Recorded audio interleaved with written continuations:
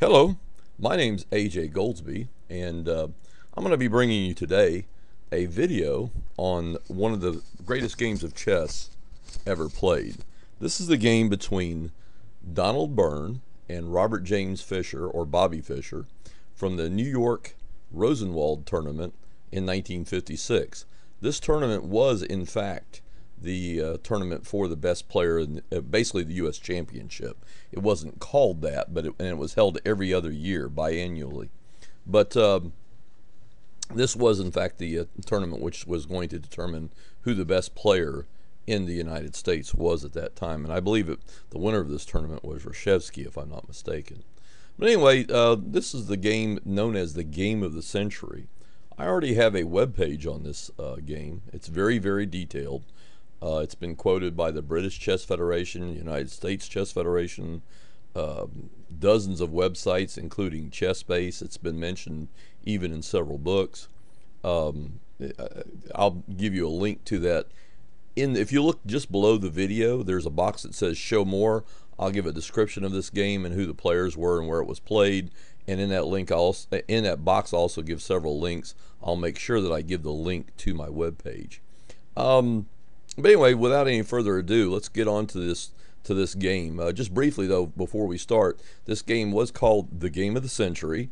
Robert Fischer, young Bobby Fischer, he was only about 12 and a half or 13 when this game was played, and he just stunned the world. It was just absolutely amazing. Well, if you want to read some of the comments, you would have to go to my webpage, and I've quoted not all of the comments, but a few of the comments there. And just amazed everyone, and eventually, of course, Fischer did fulfill his promise. He went on eventually in 1972 to become champion of the world. He blew away the second best player in the world, Spassky. He pretty much flattened him and showed that he was clearly the best player in the world. At his peak, he was easily the dominant player of his generation, as Kasparov was the dominant player of his generation, and today the dominant player seems to be young Magnus Carlsen. But anyway, let's go ahead and get on with the game. The game starts off knight f3. Basically, I think Byrne was looking to play a ready or a reti, and he was looking to confuse young Fischer. Fischer wasn't really impressed. He simply responds with this, matching development, symmetrical, and again, kind of throwing the ball back into White's court. White plays c4. Now he's looking maybe to make it in English. Fischer played g6. Of course, Bobby Fischer, when he was very young, he had a predilection for the King's Indian defense and played that opening almost exclusively, both the King's Indian and the Grunfeld, but in his early days, primarily the King's Indian. Knight c3, bishop g7, d4. Of course, now we're transposing if White decides to castle there. Black rather decides to castle there. Now, of course, if White plays e4, we are in a King's Indian. However, Donald Byrne defers here. He decides not to play the King's Indian. And even though Bobby Fischer was very young, he already had a reputation as one of the best young emerging players in the U.S. And also he, was known as someone to be afraid of in the King's Indian. So rather than play his favorite line, I think Donald Byrne thought he would take the young man down a road that he wouldn't understand, and he plays a move bishop f4. Bishop f4, the theory of bishop f4 back in 1956 was not very good at all. In fact, some authors gave this a dubious. That's completely ridiculous. G.M. Rowson, in his book on the Grunfeld, calls this one of White's most dangerous lines against the Grunfeld. Now, if Black plays d6, now we have a King's Indian. So really the onus now here is on Black. Fischer decides to play d5 and instead make the opening a Grunfeld defense. d6 would be a kind of, type of a King's Indian where White plays bishop f4. I personally have some experience in the lines where Black plays d6 here. And just to let you know that there used to be a player in the South. He's not active anymore, but his name was Stephen Muhammad, and he beat me many, many times. He used to play out of Atlanta, Georgia. And Stephen Muhammad was a big expert with the bishop f4 systems. As I said, he defeated me quite a number of times as White with these systems, and he used to play these systems quite a bit. But Fischer here, instead of playing d6 and going into a King's Indian, he played d5. And so now that makes the opening a Grunfeld. Byrne in turn decides to mix it up again. A simple E3 here would be kind of a semi-classical system against the Grunfeld, what Rowson calls the big clamp system, basically because after E3, then white has a grip on the E5 square. Instead here, after D5, just backing up here, we'll just review the opening really quickly one more time. And of course, Fischer decides to make it a Grunfeld. Now, here, Mr. Donald Byrne, he decides to make young Bobby Fischer think, and he leads him into the Russian system. And I guess he was thinking that Bobby Fischer probably would not know the system or would not know how to respond. And, you know, there was a good chance of that. But however, Fischer at this age was already reading dozens of magazines. I mean, he had subscriptions to all the chess magazines of the time, including Schachmatte Bulletin, 64, and just about every theoretical magazine in the world. Some Danish magazines, German magazines. They said his house was just cluttered with magazines, you know, with already as a very young teenager. So Bobby Fischer was already quite the avid theoretician, and this did not surprise him at all. He responds with one of the sharpest lines here. Black can play passively and play C6. That's a possibility here. In other words, we'll just go ahead and make the move on the board here. Just simply play a simple move like C6, holding the center, holding D5. Instead, Fischer, after Queen B3, you know, Byrne plays Queen B3. Fischer plays D takes C4. That's a sharp move. I would probably even give that an exclam, because it's one of the sharpest lines. Some older books that I have, I mean really old books published back in the 50s and the 60s, they tend to question this move, but you know, that was because there's certainly nothing wrong with it. Right now Fritz 13 considers right now I'm running Fritz 13 in the background, just sort of doing this analysis over again, starting over, because I was very curious to see what the latest engine would have to say about the various variations, and we'll analyze some of those. You know, I'll go ahead and analyze the variations because I wanted to look at those things. But anyway, Fritz 13, I've got it running in the background. It considers the position dead even, and so there's nothing. That means there's nothing wrong with D takes C4. That's also a book line. According to the opening book here, you know, it's again, you know, this is a standard power book line, and there's nothing wrong with that. According to the openings book, white scores a little bit better than black, 53% compared to black's. White wins 1-0 53% of the time. Draws are 47 out of the total number of games, the 132, and that's 36% of the time. And then black wins 0-1 24% of the time. But right now, you know, the D takes C4 is a completely legitimate move, and Fritz 13 shows the position to be completely equal. White plays Queen takes C4, and now black plays a very sharp line. I do believe that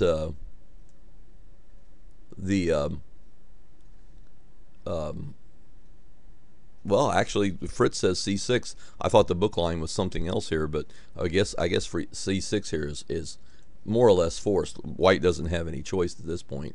Black does not have any choice at this point. He has to play the move here, C6. And now white plays E4, grabbing the whole center. And the main line is something called the Smyslov system, or the Smyslov system complex. And that begins with bishop G4 here. And that was a known line at that time, and I'm sure that Fischer was aware of it. However, for whatever reason, Fischer plays the move knight BD7. Once again, there were several magazines of that day that condemned this move and said it was too passive, you know, et cetera, et cetera, et cetera. And you know, it's amazing, you know, what was written about this move. And you know, they said E5 would give white a definite advantage. We can even look at that a little bit. Let's say white played E5 here. He did not. The actual move in the game was rook D1, just very briefly, and we'll get back to that. That's the actual game. But let's say white here, after knight BD7, let's say white decided to play E5, hitting this knight on F6. Now, the correct line, according to the computer, is, well, you can play knight D5 here. A lot of books give knight D5, and that's one line. We'll go ahead and look at that. Knight D5 right away. Knight takes D5, C takes D5, Queen takes D5, and now we have knight takes E5. And after Queen takes D8, knight takes F3 check, G takes F3, rook takes D8. And black's winning this easily. I mean, he's shattered white's pawn structure, and I believe he's he's up a pawn as well. So this is just ridiculous line for black. It's an unplayable line for black. Black can't see 1, 2, 3, 4, 5, 6. Yes, 1, 2, 3, 4, 5, 6. Actually, the pawns are even, but this pawn's a dead man walking, and probably white's going to lose a lot more material as well. So this is just a completely unplayable line. Black's, according to computers, black's winning. After e5, though, Fritz instead likes the simple knight b6. And here's another slightly different line. Queen c5, knight fd5, and considers this to be much better for black. It's almost a plus under a line. It considers black to be, you know, a lot better here. White has to play bishop to d2, and then after bishop g4, you know, black has a very large advantage here. So anyway, the move e5 basically, in my opinion, is useless. I mean, it's not the winning move that many writers thought it was at the time. Of course, I tell you what they looked. After e5, knight d5, knight takes d5, c takes d5, queen takes d5, they stopped there and said white was winning a pawn, totally overlooking this knight takes e5 shot. Exclam, black, you know, winning, because the discovered attack on the queen can't take back because the bishop takes queen, so white's forced to exchange off the queens there. And like I said, that after queen takes d8, knight f3 check, that's a nice in-between check, a swish and jock, and then g takes f3, rook takes d8. Fritz says that's black is winning by over 2 points there. So that's just a ridiculous line. e5 is a very bad move, a very poor move. And the writers of the 50s and the 60s that said, you know, e5 would have been a great move for white and winning, apparently, obviously they didn't have engines. And so in view of hindsight, we can basically dismiss e5 as a worthless move. So I think what Fritz is recommending 9 bishop to e2 here, and what the computer does here is it plays, I mean, what Byrne, rather, the computer is recommending bishop e2. What Byrne actually plays here is rook d1. That's a very solid move too. And actually now Fritz 13 likes that move a lot, and its advantage, we're seeing a jump up to about 36/100ths of a pawn. And so that's not a bad move. I mean, white has an advantage here. And Fischer continues to unravel his position, knight b6. Byrne played queen c5. Later, a lot of players and a lot of writers and grandmasters and whatnot were to condemn this move and say queen c5 was very bad. But lo and behold, the recommended move, according to Fritz 13, is indeed queen c5. So this kind of gives us a new light or a new spin on this game, which was another reason I basically started from scratch here. I know what the analysis says, and obviously I've annotated this game. My webpage is one of the deepest analyses ever attempted of this game. If you print out my chess-based analysis, it's got an opening survey in there. It literally runs 60 to 75 pages. I mean, it's, you know, I have one version with the opening survey excluded, and it only runs about 30, I think about 30 or 35 pages. But with the opening survey, it runs many more pages. So it's basically a book on the openings. You know, I was using it for a long time as a kind of a guide to learning the Grunfeld. I played the Grunfeld, still do, but it was my chief opening for many years against White's queen pawn opening. But anyway, black plays here. He plays knight b6, and again, Byrne plays queen c5. Many writers of the day and of that time had criticized and condemned this move, stating that queen c5 was very bad. But, you know, of course, they were wrong, because Fritz says that's the first choice. And, of course, Fritz 13 is one of the strongest engines available. Right now I'm running Fritz 13 in the background. I've also analyzed this game with Ribka and Houdini 2.0. And they say pretty much the same things. I mean, some of the engines do choose different moves, but for right now, not to confuse the reader, I'm just going to stick to one engine and basically just tell you what Fritz 13 says here as we go along. Now here Fritz 13 is recommending a5 for white. Bobby Fischer instead played the move bishop g4. That is a very strong move. The idea there, well, wait, let me just back up here a second. Well, anyway, I can do that later. Fischer played bishop to g4. Again, Fritz 13 was recommending, you know, a5 there, and it's also looking at knight h5. But bishop g4 is certainly a legitimate move. It's a very active move. Fritz doesn't like it. The evaluations climb upward a little bit for white, but again, it's active piece play, and I don't know if the computer, to be completely honest, is capable of seeing everything at this point. It's the complications are just too vast, and bishop g4 in the long run, in my analysis, generally gives black an okay game. Now the correct move here for white was bishop to e2. White should have played bishop to e2, and he did not play that there. That would have given white a nice little advantage there, just say a plus for white. But here we're you know, this is you know, not what happened here. Byrne's first inaccurate move was he played bishop to g5 here. He should have played bishop e2. Of course, Fritz 13, many writers recommended that move as well. That move was, you know, probably the only inaccurate move that he made. You know, so I don't really even care to discuss what writers gave it, dubious or question mark or whatever. I mean, it is an inaccurate move. It looks very logical and very reasonable. There's some mass threats here, like if this knight moves, bang, the bishop takes the pawn on e7. Certainly, you know, Byrne was a strong player. He was an international master, and maybe as strong as some GMs back then. I've studied quite a few of his games from that period. He was one of the top 10 players in the U.S. at that time. So Byrne was not a weak player by any shot, but here just bishop g5 I think was, you know, it was obviously not the correct move. However, the refutation of 11 bishop g5 is just stunning in and of itself. Fischer plays a move here that's just absolutely unbelievable. He plays knight a4 double exclam. I mean, to me that is just an incredible move. It's maybe one of the prettiest, most amazing moves ever played on a chessboard. Reuben Fine, in his book on the world's greatest games of chess, gave it 3 exclams. I love this move because it looks like a blunder. Now, Byrne went on to play queen a3 here. That was the move actually played in the game. But let's just analyze here just really quickly. We won't explore all the branches because that would take all day. But just really quickly, let's look at what happens, what Fritz 13 says is the refutation of knight takes a4. If knight takes a4, you get knight takes e4 exclam. According to this, now some writers have condemned this move and said it was wrong, but right now Fritz is showing queen takes e7 is pretty much forced. Black should respond queen a5 check according to Fritz, b4. Queen takes a4. This is a known line too, by the way. This is analyzed on my webpage. Queen takes e4, rfe8, bishop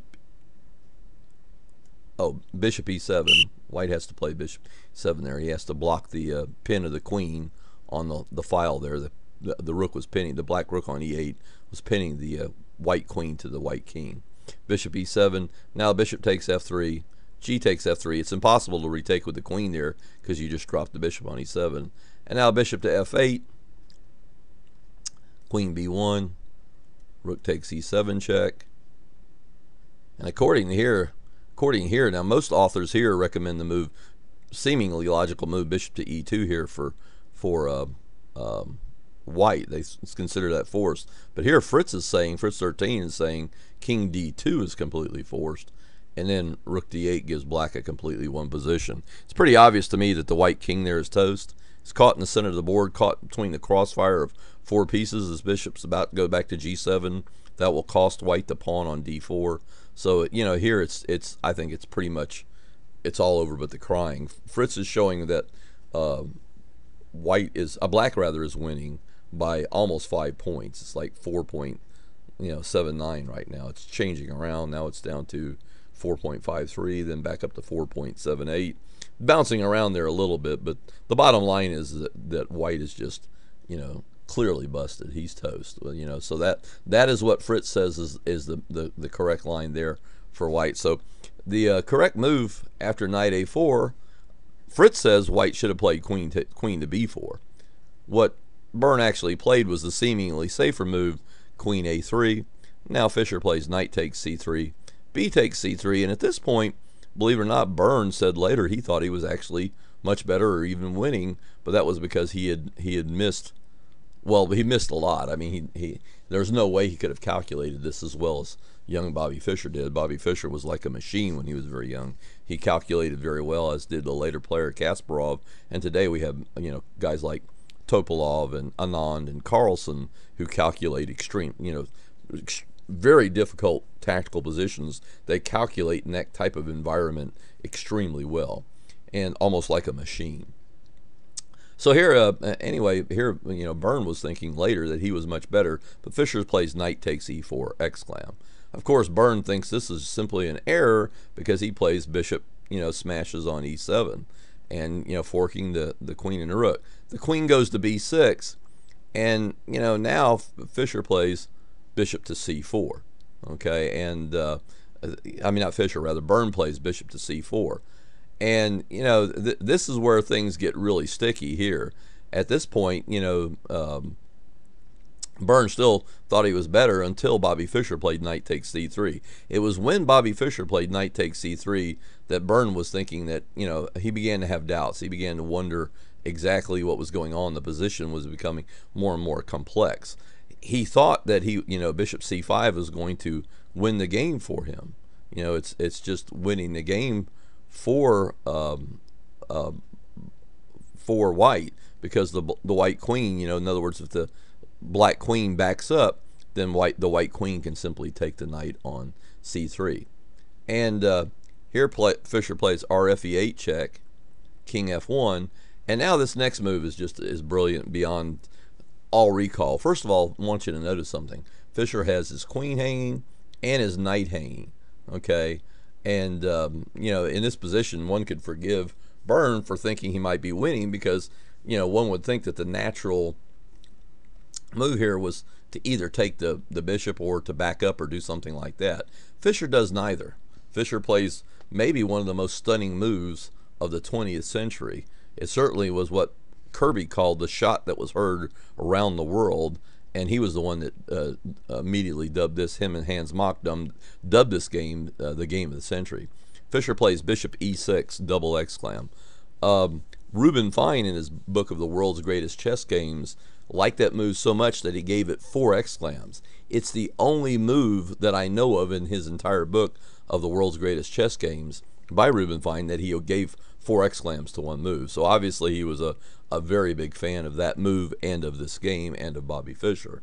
But anyway, let's say that that's a little unobjective, that Fine, Reuben Fine was not being objective there, and bishop e6 is only a double exclam, maybe even a triple exclam, but because it certainly is an outside the box type of move. And now Byrne goes ahead and plays bishop takes b6. The correct move, according to, and I don't want to analyze all the different branches and all the different what ifs. If we did that, we literally could be here all day. I mean, I could be here for hours, and that would make the video too long and too boring. I do just want to quickly analyze what Fritz considers to be here the very best line for white. Fritz says that white should have played queen takes c3. We'll just briefly explore that. Queen takes c3, then queen takes c5. D takes c5. Bishop takes c3. Whoops. Bishop takes c3. Bishop takes e6. Rook takes e6. g3. Bishop b4. Rook d7. Bishop takes c5. Rook takes b7. rae8. Rook b2. Black, here just to let you know that white had to guard the second rank there. Black's threat was to play rook here and then smash on f2, and white could not allow that. Bishop b6, rook c2, and now just simply king g7. Let's see, 1, 2, 3, 4, 5. White's a pawn down, and black has got the much more active position. With correct play, this is a pass pawn here. With correct play, this ending is just a flat-out win here for black. I have already analyzed this position with Fritz and Ribka and Houdini. Houdini considers white to be winning by black rather to be winning. I correct myself. Black to be winning here by, over 2 points. So, this would be, but that was the correct line. It certainly is an improvement over the a lost ending, but it also, too, I would say this. It is an improvement over the way the game was actually played. Black is certainly much, much better here. He has a one ending, but had Byrne lost this way, I doubt anyone would remember this game because it's just a singularly unspectacular way to lose the game. Here, Byrne, he played bishop takes b6, probably thinking, hey, I'm going to be okay here. But now comes a very nice, interesting, and I think this is what Byrne, he had to have missed something down the road. Even though he said later that he didn't miss anything, I don't think a master wants to admit or is completely honest, but he couldn't have played this line because it's really bad for white if he'd have seen everything down the road. So that to me means he must have missed something somewhere along the line. Black plays bishop takes c4 check. Now right now I think all black has for his lost queen is one knight, but watch what happens now. King g1, knight e2 check, king f1, knight takes d4 check, king back, knight back to e2 check, king f1, knight back to c3. Now why did black do that? Let's just back up a couple of moves. What was this all about, all these checks? At first it just looks like black's not getting anything accomplished, and a lot of students that I've been over this game with, they don't see the points, the finer points of these moves. They don't understand what these moves, what he's trying to do here. And watch what happens here is right now the black knight, currently the black knight is unprotected on c3. But after knight e2 check, king f1, knight takes d4,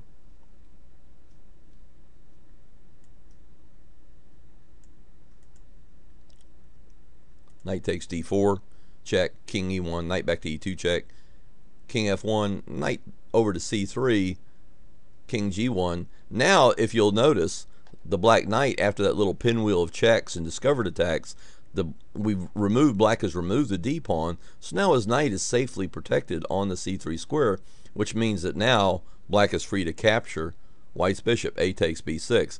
I think this is what Byrne must have underestimated, is that he thought, gee whiz, that my queen will have a square, but suddenly he must have realized right about now that queen b2 is answered by knight e2 check, discovered attack on the queen. Queen c1 is answered by, again, knight e2 check, forking the king and the queen. So really there's nothing left. He plays queen b4, and here's the move that I'm sure Byrne must have missed, is just simply rook a4. Now the queen once again doesn't have any good squares. There are no good squares for the white queen. Again, queen b1, simply knight takes queen, or queen b2, knight e2 check, and the white queen is lost to discover check.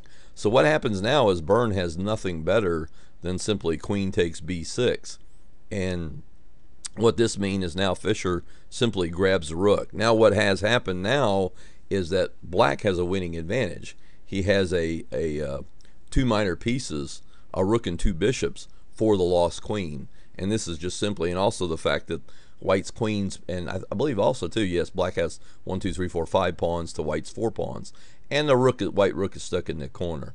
In this situation, this is literally a resignable position right here. Byrne condescends to play it out. He said later that he believed that that this was a game. He realized now that this was a game for all the ages, so he agreed to play. He wanted to play it out basically so people could see what happens.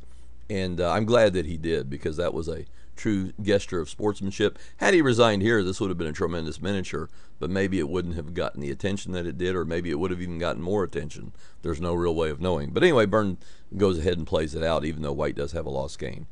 h3, the king's going to hide on h2. At least this will let the white rook on h1 into the game. Of course, Fischer snaps off another pawn. Rook takes a2, king h2, knight takes f2, Fischer snaps off yet another pawn. Now the rook on h1 is being attacked. Rook e1, rook takes e1, the queen checks. This is a good check, because now the bishop on g7 is forced back to f8, and now knight takes e1. Of course, now it's this queen and this knight versus black's rook and 3 minor pieces. It's just a ridiculous battle, and plus black's king is more or less pretty secure, whereas white's king is going to be pot shots for the rest of the game. So this game is pretty much over. But again, Byrne decides to play it out. Bishop d5. This is a nice move, just as a piece of general advice for a student. If you're ever playing against a queen, you want to put your pieces on squares where they're not subject to forks, because one of the queen's great abilities is to fork unprotected pieces. So if you're going to play against a rogue queen and you don't have a queen, put your minor pieces on squares that are protected, especially those that are protected by pawns, because then the queen won't be able to touch them. White plays knight f3, kind of redevelops the white knight. Knight e4, centralizing the knight. It's already pretty much over here. Queen b8, he's looking to take the black b pawn. Of course, black doesn't give him a free pawn. b5. h4, he's looking to run this pawn all the way down to h6 and give black some technical problems. Bobby Fischer responds with h5 exclam. That's a good move. Stop that stuff right, in the nip that stuff in the bud. Knight e5. King g7. This is another good move. Now the black bishop has been unpinned and is free. The threat is just bishop d6, winning the white knight on e5. King g1. Bishop c5 check. Now it's just a mating attack. If the king goes back to h2, bishop d6, and white can resign because he's losing his knight, and then black has a rook and 3 minor pieces for the queen and 3 pawns as well. So that would just be almost ridiculous. So here, Byrne, he goes king f1. You can consider that a mistake. It doesn't really matter. But, Fritz says that king h2 was forced. But again, if he plays that, Byrne saw that he may as well resign. So king f1, seeing that now at this point Byrne said he knew he was going to be mated. Knight g3 check. King e1, bishop to b4 check. King d1, bishop to b3 check. King c1, knight e2 check. King b1, knight c3 check. King c1, rook c2 mate. There's an important note about this final position that's not clearly understood. A lot of people make a lot of big deal that Fischer missed a slightly quicker mate toward the end of the game, but they don't even know the story behind the story. And the story behind the story is that Fischer, at one time in his youth, when he was much younger, several years before, he was, he was a fan of chess problems. And I forget the name of the gentleman that used to show him all the chess problems. But anyway, this type of checkmate, he was told that it's impossible to get this kind of mate in a real game. So what Fischer did was, as soon as he saw that he was going to mate the white king, and he had several different ways to do it, he chose to get this type of mate, which is considered to be very artistic. In other words, the rook on top of the king, the knight controlling the squares on both sides, and the bishop protecting rook, giving the final mating position. It's also considered to be quite rare in tournament chess, and supposedly only occurs in the realm of problem chess. So that was why Fischer chose this particular mating continuation. But anyway, this is obviously a very, very brilliant game. It's one of the most brilliant games ever played. I consider it to be in the top 10 brilliant games of all time. To be honest, Fischer might have played some slightly better games against stronger players, games that were more technically polished, such as his 6th or 7th match game win against, I believe it was game 6, his match game win against Boris Spassky in 1972, where he took apart the world champion's favorite TMB variation, the Tartakower Makaganov Bondarevsky variation, where black fianchettos his queen bishop. And I have a web page on that game, by the way. You can find it with Google. But anyway, this is just a brilliant game. I think there's very few games that surpass the impact that this game had. In other words, this was a 13-year-old kid playing maybe one of the most brilliant games of chess on record. And, the amount of brilliant moves in this game are almost too many to be counted. I don't even want to bother to try to count the number of exclams. Again, I'll just try to refer you back to my webpage. I also thought it would be interesting, too, to basically go back to a clean sheet of paper, so to speak, and just operate from just memory, and also from, just a base score, and use Fritz 13 and see if Fritz 13 gave any new moves. And it actually did in several cases. Some of the moves that it recommended were not the standard moves that were recommended by what the authors, and this game has been annotated so many times, and you can find a record of all the different annotations, who's annotated this game. It's been annotated by Soltis, by Fine, by just dozens of authors over the years, and my web page has a record of that as well. But anyway, that pretty much concludes my video on one of the greatest games of chess ever played. Again, this was the game of the century between Donald Byrne and Robert Fischer, Robert James Fischer, or Bobby Fischer, if you will, that was played in the New York Rosenwald tournament of 1956. It's considered to be one of the most brilliant games of all time, and it's one of my favorite games, absolutely.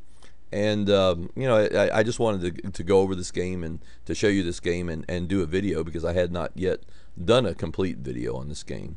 And I want to do a video on this game eventually. I want to do videos on all 10 of my 10 best games ever. And I hope you enjoyed this video. If you would like to make a contribution toward my efforts to make great web pages and make good videos, please go to the PayPal website. That's www.paypal.com, and you may make a contribution under my email address, which is LifeMasterAJ@yahoo.com. Thank you for watching my video. I hope you enjoyed my video. Hope maybe you learned something today. Hope you'll visit my webpage, because it's a very long document. It took literally years of analysis to produce that webpage, and then it took several months of formatting the webpage to try to make it look halfway decent. But I hope you'll visit my webpage. I hope you'll check out this game and go over this game, and you can replay this game, of course, on the Chess Games website. I'll include a link to that page as well. And thank you for watching my video, and have a great day.